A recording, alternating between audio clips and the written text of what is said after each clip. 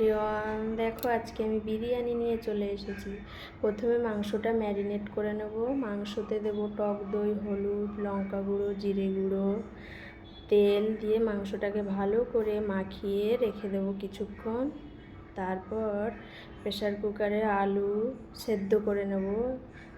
আলুতে জল দেব, টক গোলাপ জল, কেওড়া জল, লবণ, হলুদ দিয়ে দুটো সিটি মেরে সেদ্ধ করে নেব আলুটাকে। তারপর গরম জল বসিয়ে ভাতটা করে নেব।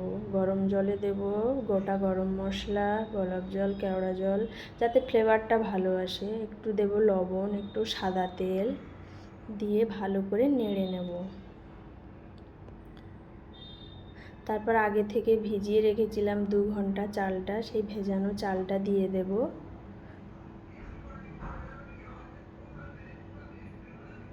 দিয়ে ভালো করে নেড়ে দেব। দিয়ে চালটা ফুটে গেলে 2 ফুট থাকতে চালটাকে নামিয়ে নেব। তারপর বেরেস্তা ভেজে নেব।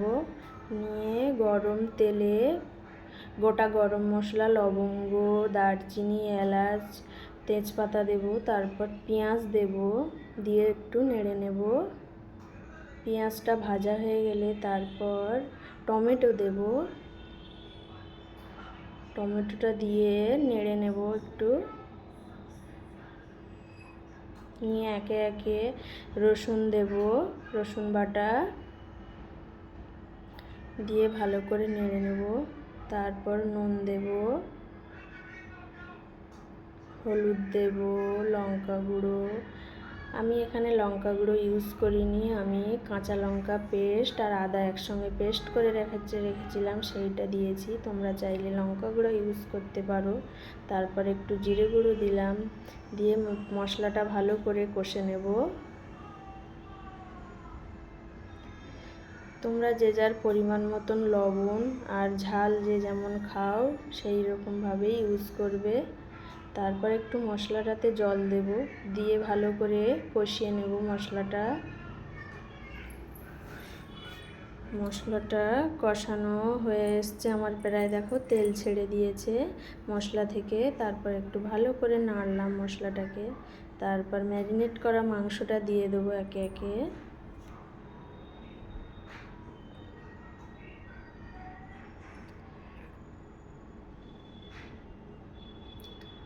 আমি একটু বড় বড় পিস রেখেছি বিরিয়ানি করব বলে, তোমরা চাইলে তোমাদের পছন্দ মতন পিস করে নিতে পারো। তারপর মশলাটার সঙ্গে মাংসটাকে মাখিয়ে নেব। নিয়ে মাংসটা ভালো করে কষে নেব। আমি কষা কষা করেই করেছিলাম মাংসটা।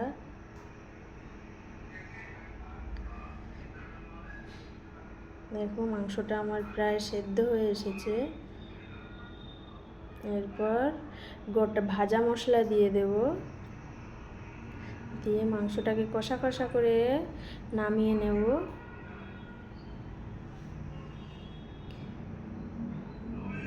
তারপর একটা বিরিয়ানির বাটি ওভেনে গরম করে নিয়ে ওতে ঘি দিয়ে মাখিয়ে নেব। তারপর সেদ্ধ করে রাখা আলু একে একে সাজাবো।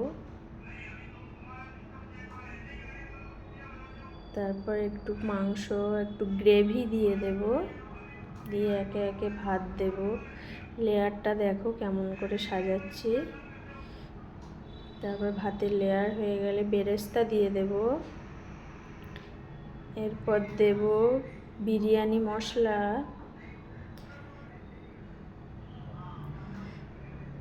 আগে থেকে আমি দুধে গোলাপ জল, কেওড়া জল, মিঠা আতর মিক্সড করে রেখেছি, ওই গোলা দুধটা দেব।